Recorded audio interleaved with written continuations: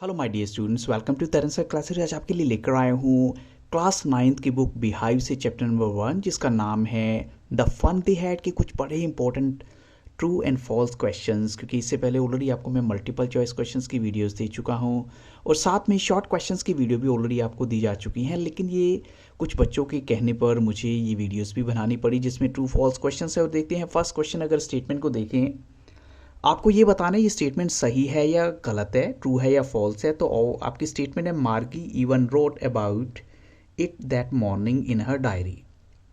तो मार्गी ने अपनी डायरी में ये लिखा था मॉर्निंग में। क्या ये स्टेटमेंट सही है कि एक बुक मिली है उसके बारे में लिखा था? तो what do you think, is the statement true? तो यहाँ पर जो राइट आंसर है, ये स्टेटमेंट बिल्कुल फॉल्स है, गलत है। उसका रीज़न क्या है कि जो उसने नो डाउट लिखा था, लेकिन वो मॉर्निंग में नहीं लिखा था, वो लिखा था उसने that night in her diary. यानी रीज़न उसका दिया गया है that night in her diary she wrote that कि टॉमी को एक नई बुक मिली है। इनफैक्ट बहुत पुरानी बुक मिली है जो कि उनके लिए जो है बिल्कुल नई थी, उन्होंने पहले कभी ऐसा देखा नहीं था। अब चलते हैं क्वेश्चन नंबर 2 के लिए। On the page headed 17 May 2157 she wrote today Tommy found an old book. अब आपको क्या लगता है ये स्टेटमेंट ट्रू है या रॉन्ग है या फॉल्स है? तो यहाँ पर हम कहेंगे ये स्टेटमेंट भी जो है फॉल्स है। Today Tommy found an old book की जगह पे यहाँ पर क्या आएगा? Yes, Tommy found a real book. यहाँ पर रीज़न क्या गिवन है कि टॉमी ने जो है एक जो बुक मिली है वो रियल बुक है, यहाँ पर ओल्ड बुक नहीं मेंशन है बुक के अंदर। अब चलते हैं क्वेश्चन नंबर 3 के लिए, और यहाँ पर भी आपको बताना है स्टेटमेंट ट्रू है या फॉल्स है। तो ये स्टेटमेंट है मार्गी के जो ग्रैंडफादर हैं, once said that once when he was a little boy his grandfather told him that there was a time when all stories were printed on paper।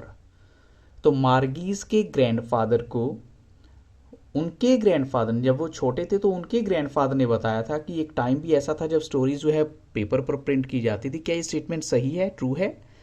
तो यस, हम कहेंगे ये स्टेटमेंट बिल्कुल सही है कि मार्गी के ग्रैंडफादर जब छोटे थे, एक बच्चा थे, उनके ग्रैंडफादर ने उनको तब बताया था कि एक टाइम था जब स्टोरीज जो है वो पेपर पर प्रिंट की जाती थी। अब चलते हैं क्वेश्चन नंबर 4 के लिए।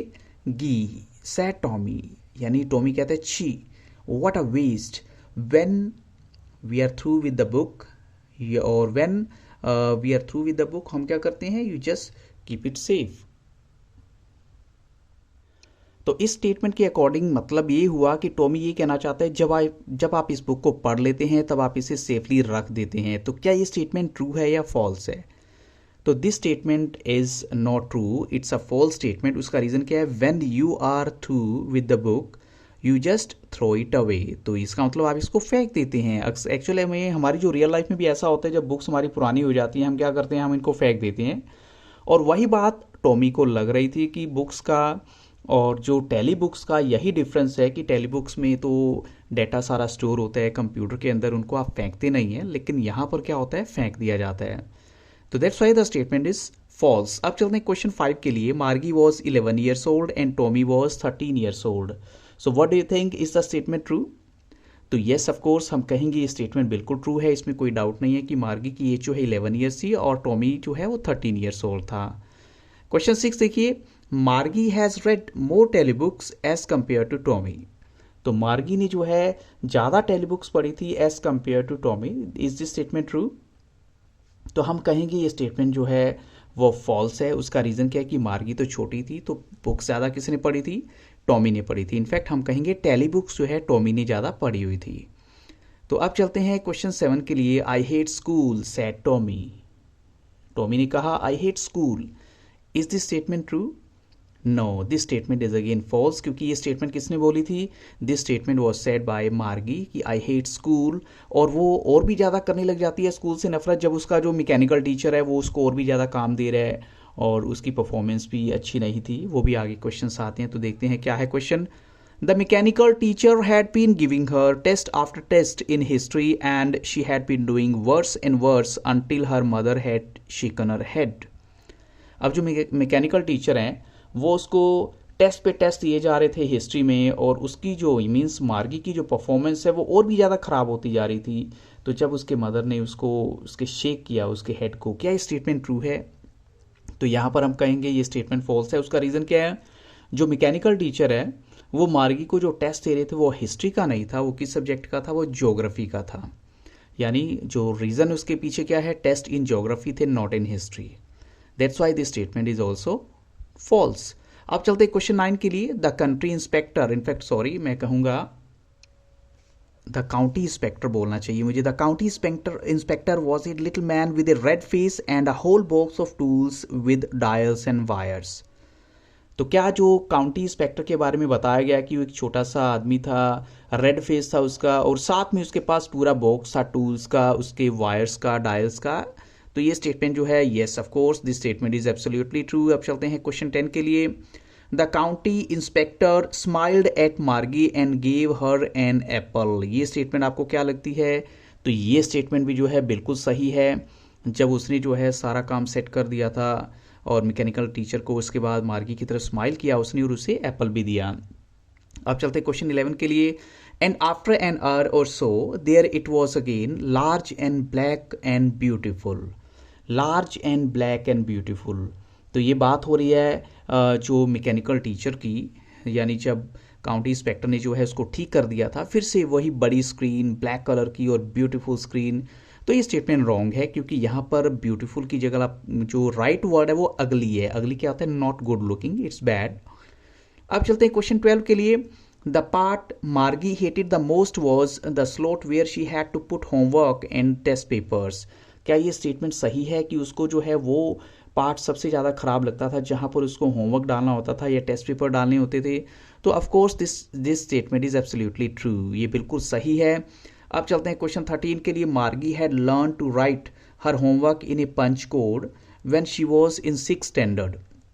हम कहें कि मार्गी ने ये जो है सीख लिया था काम सारा का सारा करना जब वो 6th स्टैंडर्ड में थी, तो ये स्टेटमेंट बिल्कुल फॉल्स है क्योंकि वो 6th स्टैंडर्ड में नहीं थी। जब हम कहेंगे वो 6 ईयर की थी और 6th स्टैंडर्ड का होना तो दोनों में डिफरेंस रहता है, तो यहाँ जो करेक्ट आंसर है वो है 6 ईयर नॉट 6 स्टैंडर्ड। तो अब चलते हैं क्वेश्चन 14 के लिए। The inspector had smiled after he had finished and patted Margie's shoulder. अब इंस्पेक्टर जो है काउंटी इंस्पेक्टर ने स्माइल किया और जब वो अपना काम फिनिश कर देता है फिर पैट करता है मार्गी के शोल्डर पे। तो यहाँ पर फॉल्स है क्योंकि उसने मार्गी के शोल्डर को पैट नहीं किया था बट उसके हेड को पैट किया था। पैट करना क्या होता है? जैसे थोड़ी सी हाथ से टच करना होता है, तो यहाँ पर हेड आएगा ना कि शोल्डर। क्वेश्चन 15 देखिए।